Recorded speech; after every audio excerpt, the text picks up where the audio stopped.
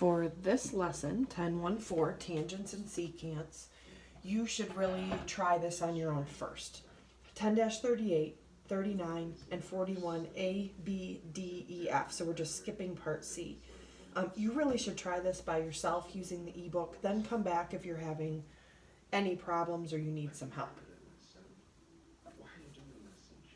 Okay, 10-38 just asks you to think about how you can make a circle and a line intersect with one another.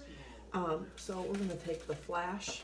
This is a birthday party decoration. I know it's not a perfect circle, but you can get the point by thinking about it as a circle. And I can use a pen. Is that quite long enough?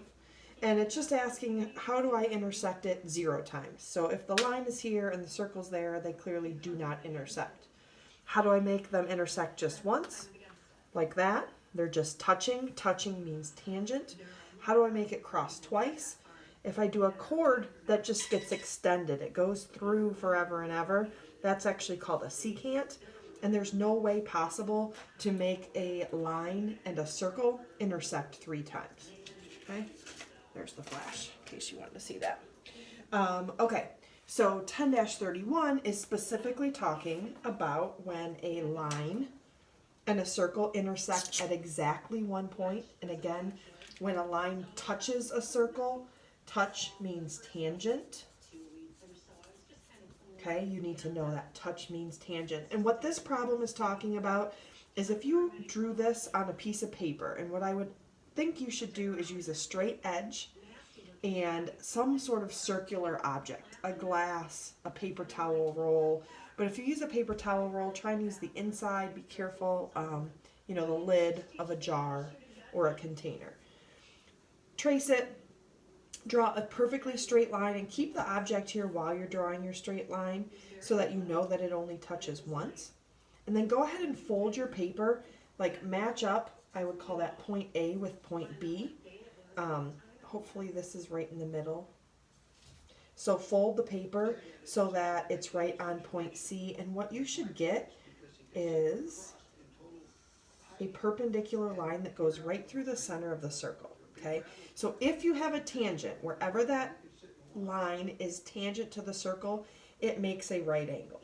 And of course that's helpful because we know so many things to do with right triangles. But we could potentially use Pythagorean theorem. We could use SOHCAHTOA. If you have a tangent line, it is perpendicular to the radius at the point of tangency. Okay, let's tackle 10-41 one part at a time. Feel free to scrub ahead or go back to anything that you need help on, but skip the ones that you were able to get by yourself. Okay, so 10-41 part A is this picture. It tells us PQ is tangent to circle C. So again, PQ being tangent, tangent means touch. Touch means we have a right angle there. If PQ is 5 and CQ is 6, they want you to find the radius or CP. Okay? Again, it's a right triangle. You guys have done this so many times. We're going to use the Pythagorean theorem. If we subtract, we get 11, so x is the square root of 11. Grab my calculator.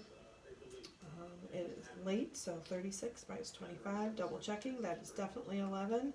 Square root of 11. So we could put exactly square root of 11, we could put approximately 3.32. Okay? Either of those are okay. Part B. It feels like a lot of reading, but if you just take your time and label your picture, it's really not bad. It says encircle H. So that means H is the center of the circle. That tells me automatically GO is a diameter.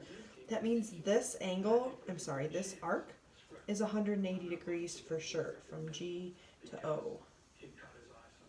Which means the rest of the circle, the top half, is also 180. Okay?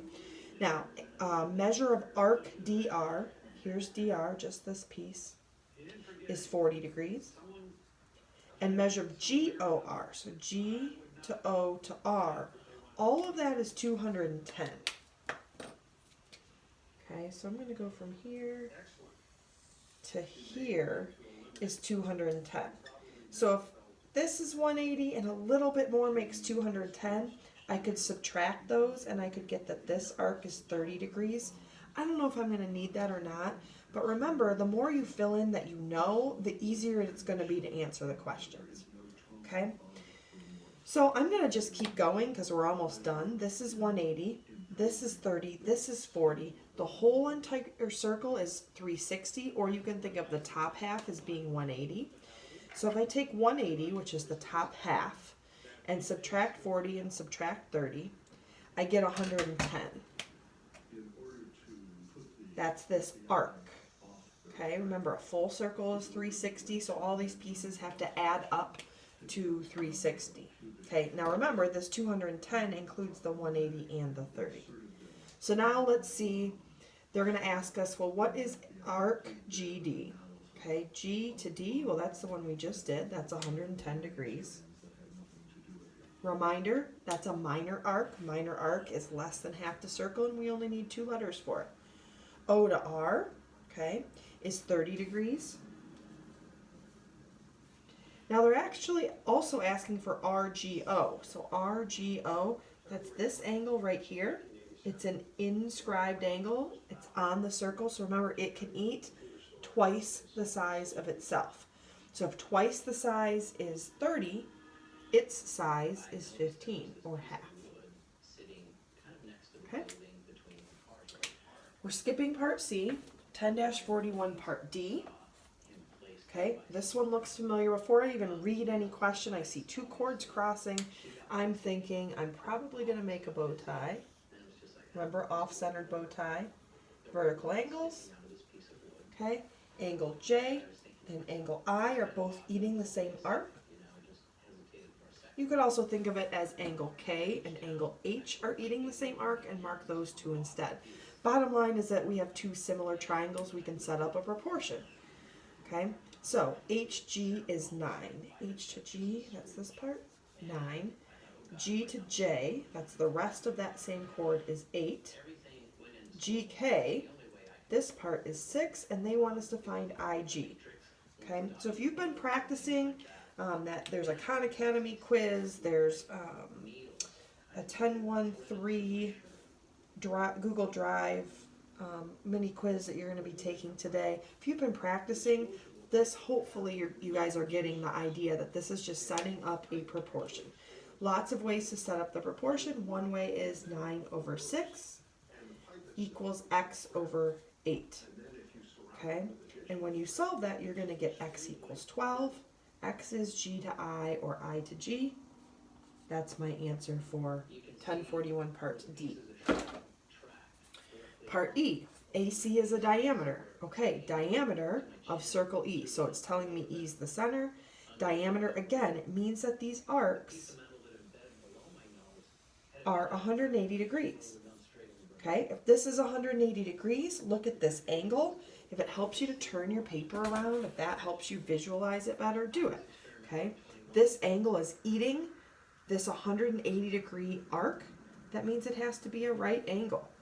Okay, so if angle B is a right angle, let's see. Then it says the area of the circle is 289 pi units squared. Okay, so I know the area of a circle is pi r squared, and they're telling me 289 pi is equal to pi r squared. Okay, so the hint that this is really giving me, I can solve this for r. This is pi times r squared. This is 289 times pi. So I can divide pi on both sides. I didn't leave myself a lot of space, did I? If I divide by pi on both sides, I make a couple of giant ones. Giant 1, giant 1. 289, going all the way down here, is equal to r squared. If I take the square root of 289, I'm going to get 17. So my radius is 17. Okay, radius is from the middle of the circle to the edge. Middle of the circle to the edge. Okay, so that's the clue that that amount of area was giving us. Then they tell me AB is 16, and they want me to find BC. Okay, so just a right triangle. These notes are getting really crammed together. This is 16. The hypotenuse is 17 plus 17. So here's 34, and I'm finding x. So, reminder, x squared plus 16 squared equals 34 squared. Okay, so 34 squared minus 16 squared is 900. So x squared equals 900. And if I take the square root of that answer, I get 30. So 30 was x, 30 is b to c. That's what they were asking me to find here. Now the last question says, what's the measure of arc BC? Okay, let's see. Arc BC. Oh, you know what? We're going to skip this. This is something that we don't know how to find. We don't have enough clues. We would need to know this, or we would need to know this angle, and we have not learned how to find that angle, so we're not worried about finding BC at all. So if you couldn't find BC and you scrubbed through this video to get to that, you can just skip that. We don't know how to do that yet this year. Last one for this video, 10-41 part F. It tells you ABC is inscribed in the circle. Remember, inscribed just means every single point is on the circle. Okay, and they want us to find the measure of arc AB. So this is what we're trying to find.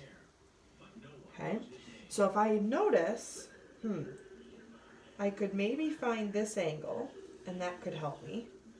Or I see that there's an arc here.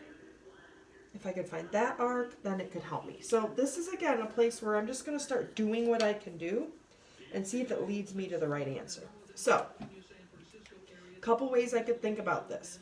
One way is if this is 112 degrees, okay, and it's getting eaten by this angle, the way to find this angle is to take half of the arc. So half of 112 is 56. Okay, we know that three angles in a triangle have to add up to 180, so 180 minus 65 minus 56 is 59 degrees, and there's that red angle I was just talking about. So if I know what this red angle is, 59 degrees, okay, I can double it to get out here, which would be 118 degrees for the arc. Okay, that's one way to do it. Some of you may have found a faster way. If you did, good for you. So let me do this. A, B, 65, 112, C.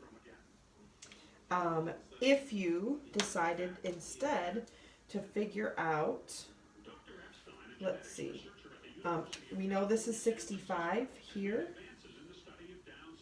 And so if we double 65 degrees, we get 130 degrees out here.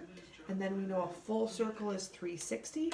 So if I do 360 minus 130 minus 112, I will get 118, which is the rest of the circle. It just confirms my answer. That was probably an easier way to get it, but either way is totally fine.